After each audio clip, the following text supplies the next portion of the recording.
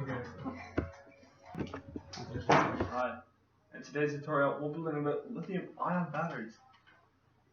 Now, I'm Dr. Lou, and we're here with Dr. Jacob Laporte, PhD, LLP, OCD. Now, Dr. Laporte, can you please tell us briefly where these lithium-ion batteries are most commonly found today, and why we use them? Well, you see, Dr. Lou, the most common place you find these new lithium-ion batteries are in our cell phones. This is due to their lightweight and high efficiency. Now, can you please briefly explain to us what companies first introduced these batteries to the world, and in what years were they introduced? Well, in the early 1970s, the first non-rechargeable lithium-ion batteries were introduced. However, it was not until 1991 that the first rechargeable lithium-ion battery was produced by none other than Sony. Sony. And this interview today is brought to you none other by Sony. Make believe. Now, can you tell us in what other devices are these lithium-ion batteries found in? Some of the few places these new and improved lithium-ion batteries are found in is in our computers, our tablets, cameras, and even in hybrid cars. Can you tell us a bit about the chemical makeup of the lithium oxide battery? Well, you see, Dr. Lou, the lithium oxide battery is formed by lithium ions and cobalt oxide, which acts as a cathode. A better explanation of that is electrodes where electrodes exit the cell. In addition, graphite, which acts as an anode, which is electrodes where current enters the cell. Now, can you please tell us a little bit about the structure of the lithium-ion battery? Well, you see, we're going to take a brief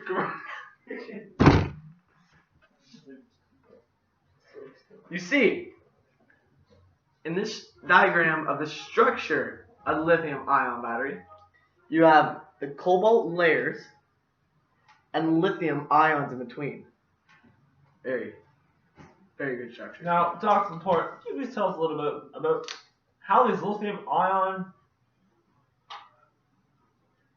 batteries work, and how the cathodes and the anodes work together to create the charge that powers our phones, our devices, our cameras, computers, and even hybrid cars. Well, you see, Dr. Lou, during discharge, the lithium ions travel from the cathode to the anode, which allows the phone, tablet, camera, car, etc. to operate. However, when charging, they move from the anode to the cathode to overall restore the energy. Dr. Laporte, can you please briefly summarize the importance of lithium-ion batteries? Well, you see, Dr. Lou, without these new lithium-ion batteries, our devices and technologies would continue to be wasteful, not nearly as efficient, and somewhat dangerous. Now, can you please tell us how our environment and, dare I say, lives be different without lithium-ion batteries? Well, advances in hybrid vehicles would not be possible. It would be much more difficult. Cell phones, cameras, laptops, and tablets would all be sustainably less efficient, and most likely use nickel-cadmium batteries, which are much harder to charge and begin to lose life due to the memory effect. Now, we'd like to dedicate this section of our interview to the health benefits and the health risks, both to ourselves and our environment, of lithium-ion batteries. Now, Doctor, can you please give us a brief introduction and a summarization as to some of these safety risks and concerns? Well, Dr. Lou, a little background information on what you previously said. When the lithium-ion rechargeable battery, as seen in our smartphones today, was introduced into the world in 1991 by none other than Sony, safety risks were immediately identified. And can you tell us some of these safety risks, as long as it was under my understanding that metallic lithium batteries were recalled previously to this? Can you please explain to us why? You're exactly right. In 1991, because of high energy density during charging, as the metallic lithium would quickly rise to its melting point at the point of high energy transfer within the battery, and would then react accordingly, often to the point of combustion. Combustion. Now, Doctor, can you please explain to us the difference of lithium-ion batteries used today compared to the metallic lithium-ion batteries that were called previously? Well, you see, Dr. Relu, the lithium ion were used in batteries instead because of the lower energy transfer, which avoid the possibility of becoming a thermal runaway, much like the metallic lithium ion used previously. Now, can you tell us, Doctor, define this, please. Are lithium ion batteries both convenient to the user and environmentally friendly? Is this possible? Yes, lithium ion batteries were found extremely convenient to the user. These batteries also have a low self-discharge, making them very, very environmentally friendly.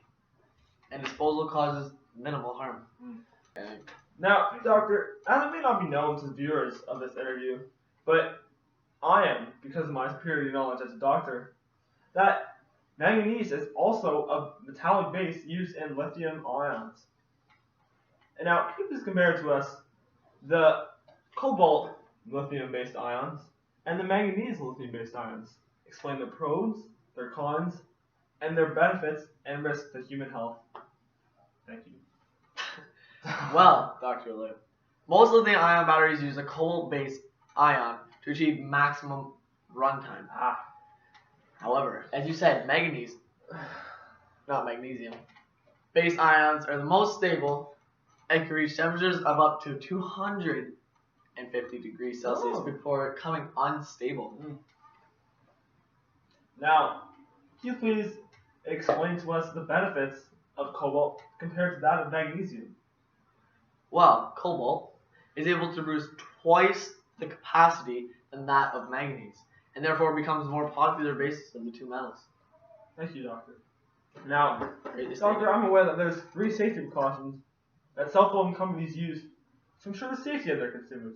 Can you please explain these 3 safety precautions to us, Doctor?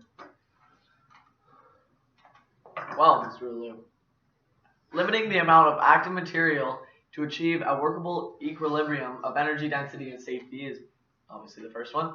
Inclusion of various safety mechanisms within the cell. And the addition of an electronic protection circuit in the battery pack.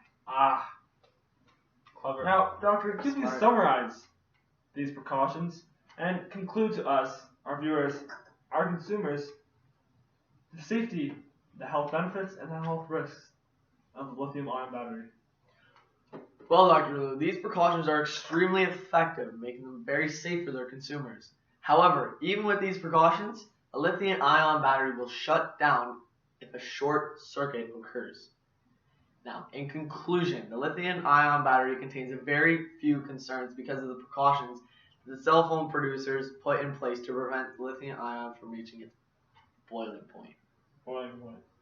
Thank you. This has been Beside Two Candles with Dr. Lou, sponsored by Sony. Make believe. And Jacob. Or burn.